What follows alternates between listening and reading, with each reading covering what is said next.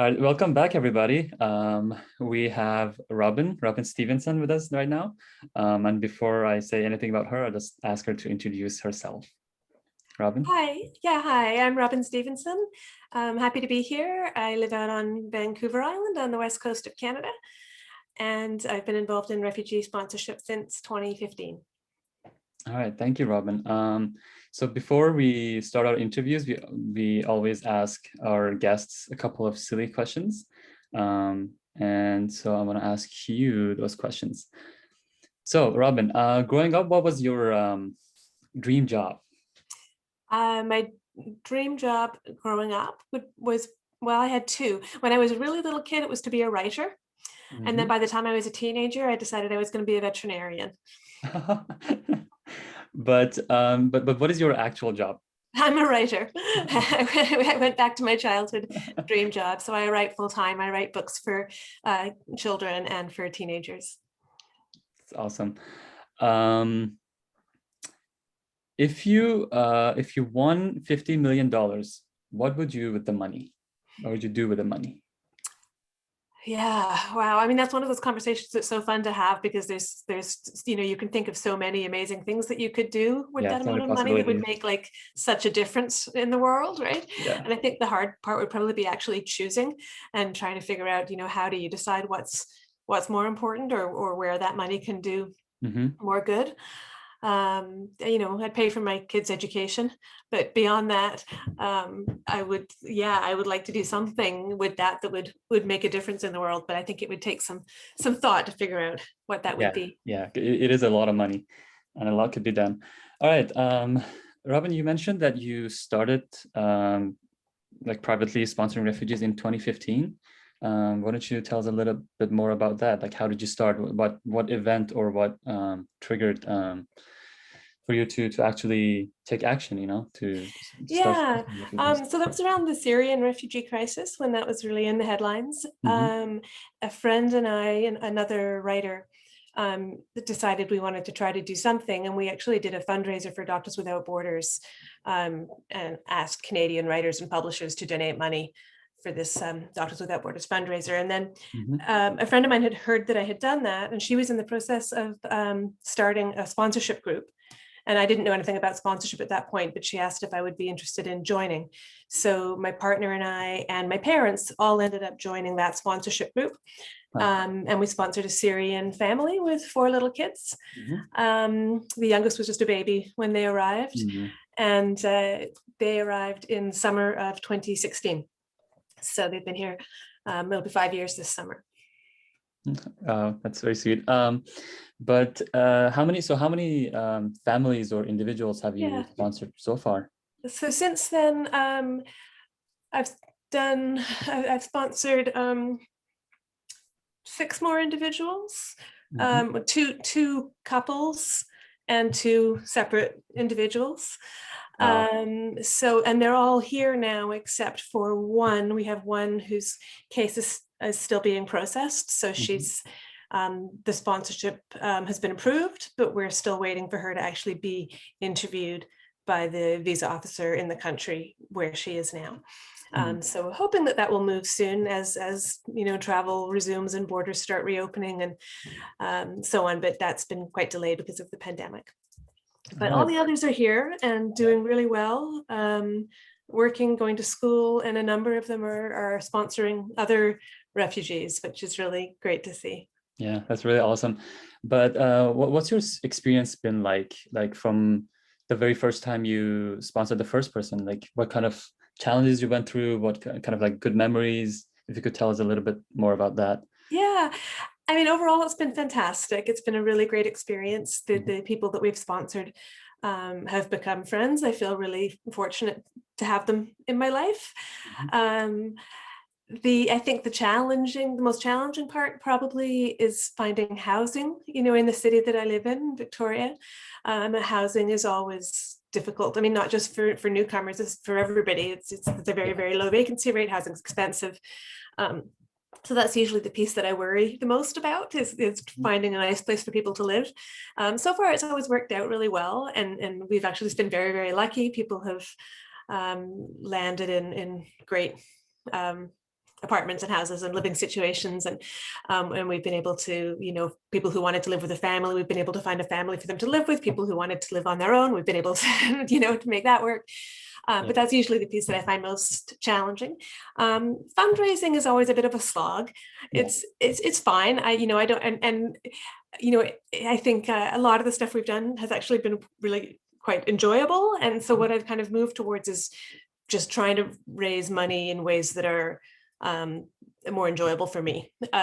So that even if I do an event and it doesn't raise a lot of money, that's okay. If a bunch of people came out and they all had a good time and I had a good time and we raised a little bit of money, that's fine. We can do that again, So, and we've done all kinds of different things to raise money. So, but yeah, those are probably the harder parts. The people themselves have just all been, just wonderful people who've, just become a really important part of our life. I'm so happy they're all here. So yeah, for sure. Yeah, the fundraising part, like right now I'm trying to sponsor 2 people, and it is one of the slowest part of the process, just trying to raise every dollar. But I remember one of the very first things before I actually like met you and you got introduced to you was you made a Facebook post, I believe. It was the starting of COVID, and I think you guys were in quarantine, and a family that you sponsored, they left some groceries at your door. Yes. That was one of the sweetest thing that I I remember. know, it was so lovely. And that was the first family that we sponsored, the Syrian family. And they now run a local grocery store called Damascus Market, which is wonderful. And within walking distance of my house, which is really nice. And their oldest boy works in the store as well. He's like 10 or 11 now, I guess, and helps out in the store. And yeah, they heard that we had been traveling before the pandemic and had to come home because of COVID, and of course hadn't really expected any of this to happen, so we hadn't stocked up on groceries or done anything like that. And so Marwa just surprised me. It was like a knock at the door and I looked out the window and she sort of backed up when standing 10 feet away, like we were in, remember at the beginning of the pandemic when we were like scared to get like near anybody. And she had just left all these bags of groceries on the front doorstep, which was just so kind and so thoughtful. So I remember that memory really stuck with me. And when I first arrived, I wasn't sure if I wanted to do this, but after seeing that photo, and I remember I shared it on Instagram, I shared it on my Facebook stories, and I was like, I really want to do this. Like, oh really? Yeah, that's so cool. I'll have to tell Marwa that. Yeah, because even after that, I reached out to you, right? Because I was like, Robin, do you have time? Like, my name is Abdullah. I want to do this. Do you have some piece of advice you can help me with? I didn't know that was how you found me, though. I assumed it was through like Stephen or the Toronto group, or it was a couple of things. Really neat. Yeah, it was that story. It was I think you also did an interview with UNHCR. I also saw that one, and then I realized it's the same person. And so, right? Yeah, I tried to look you up on Facebook, and that's how I reached out to you. But that's the amazing thing, right? It connects you to so many people that you don't even know that existed or are doing such amazing work around you. And so many of them have helped other people out, like that family. When we were working on our second sponsorship, the first family we sponsored, Marwa did all this cooking and brought all this Syrian food to put in the fridge of the apartment we rented for the second people who were arriving, so that when we picked them up from the airport and brought them home, there would be freshly made Syrian food in the fridge for them, right? Like, and I know, and there's been so many things like that where they've connected with each other and helped each other out in all kinds of ways. So it's really great.